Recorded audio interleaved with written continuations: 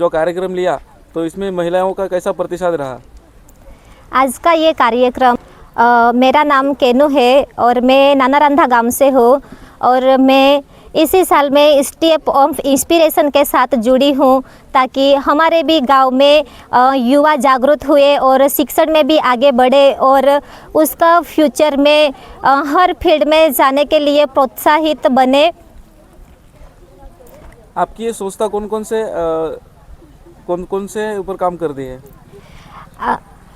हमारी ये step of inspiration ये 4 मुद्दे पे काम करती है, हेल्प, यूनिटी, अवेयरनेस और मूवमेंट पे। और स्टेप ऑफ इंस्पिरेशन यहाँ पे ही नहीं, ये गुजरात के खूने खूने में फैली हुई है और महाराष्ट्र में भी है और आज ये साल से हम लोगों ने दादरा नगर हवेली में भी स्टार्ट किया है। आप लोगों ने जहाँ जहाँ कार्यक्रम लिया वहाँ का लोगों का प्रतिसाद कैसा रहा?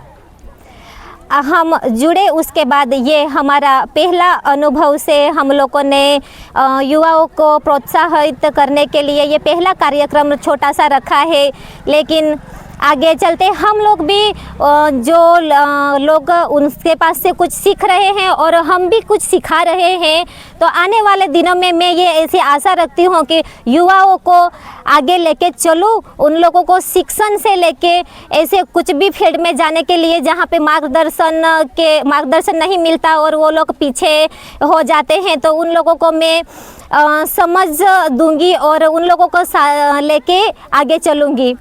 ये साल में मुझे लग रहा है कुछ महिलाएं कम है, शायद अगले साल कैसा आपका रहेगा, एक्सपीरियंस कैसा रहेगा? ज़्यादा आएंगे या कम आएंगे या कैसे, अनुभव क्या रहा आपका? ये तो मैं टूंक समय में ही हमने ये तैयारियां 4-5 दिन से ही चालू की, तो हम लोगों ने ना सोशल मीडिया से और ऐसा कुछ बातचीत वगैरह और दूसरे को भी इनवाइट करने के लिए हमारे पास इतना समय नहीं था। तो अभी नेक्स्ट टाइम हम ये प्रोग्राम करेंगे तो हमारे गांव से लेके अगर दूसरे मतलब गुजरात से भी युवाओं आने के लिए तैयार होते हैं तो उन लोगों को भी बुलाएंगे। और ग्रुप ने हूँ દહેર દિલથી આભાર માનું છું અને રાંધા પંચાયતના સૌના ગ્રામજનોનું, ભાઈઓ અને બહેનોનું સૌનું સ્વાગત છે અને મને આમંત્રણો આપવા બદલ આ બહેનનું હું ખૂબ ખૂબ ધન્યવાદ કરું છું। આપની વચ્ચે અહીં સૌ ઉપસ્થિત ભાઈઓ અને બહેનો ખૂબ સરસ મહિલા દિવસ નિમિત્તે પ્રોગ્રામ કરી રહ્યા છો અને આવો પ્રોગ્રામ આપણે ત્યાં થવું જ જોઈએ અને વધુ મોટી સંખ્યામાં, એનાથી પણ વધુ મોટી સંખ્યામાં બહેનોએ ભાગ લેવું જોઈએ અને આવવું જોઈએ, કારણ કે નારી શક્તિ એક મહાન છે।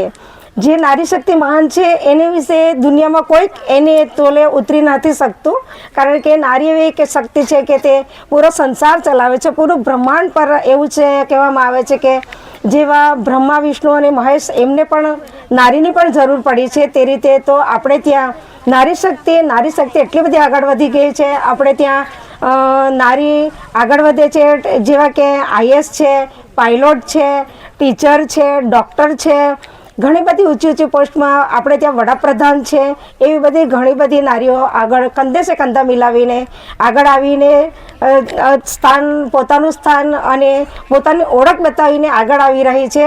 તો આપણા વચ્ચે આપણા ગામની બહેનો છે, આપણા નાના બાળકો છે, આજે આ નાના બાળકો આવેલા છે, નાના છે, કાલે મોટા થશે, એમને આવી સિંચનની જરૂર છે, એમને આવું પ્રોત્સાહનની જરૂર છે, કારણ કે જેથી કરીને આજે એ લોકો સાંભળે, એ લોકોના જીવનમાં ઉતારશે, એ લોકો ખૂબ આગળ જશે, વધુ પ્રગતિ થશે અને એવી પ્રગતિ થવી જ જોઈએ।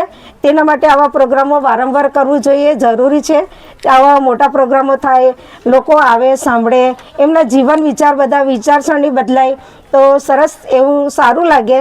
અને આ 100 નારીનું એક મહત્ત્વ છે કે એનું સંસાર પોતે, નારી શક્તિ એવી છે કે એનું ઘર ચલાવે છે, આખું ફેમિલીમાં કે આગળ વધારે છે, કેમ કે છોકરાઓનું ધ્યાન રાખે છે, ઘરનું ધ્યાન રાખે છે, પોતે જોબ પણ કરે છે અને કંઈક સમાજમાં પ્રવૃત્તિ કરીને આવું આગળ આવે તો તેમનું માન વધે છે, સૌ તેને માન આપે છે। જેવા કે આ બહેનો આપણે ત્યાં કેટલું સરસ કામ કરી રહ્યા છે, હવે એ લોકો એકબીજાનું સ્વભાવ, એકબીજાનો આચાર વિચાર, એકબીજાનું આવા સંબોધનો કે આવી કંઈક અનેક પ્રોગ્રામો ચાલી રહ્યા હોય ત્યાં આવતા અને જોતા એમને પણ કંઈક જ્ઞાન લીધું છે. તેનાથી જેટલું આપણે જ્ઞાન આપીશું તેટલું જ્ઞાન વધે છે.